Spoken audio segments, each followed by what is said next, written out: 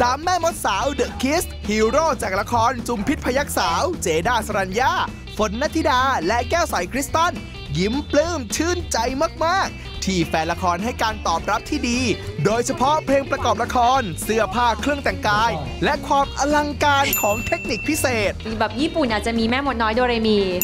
ฝรั่งอาจจะมีแฮร์รี่พอตเตอร์ก็จะมี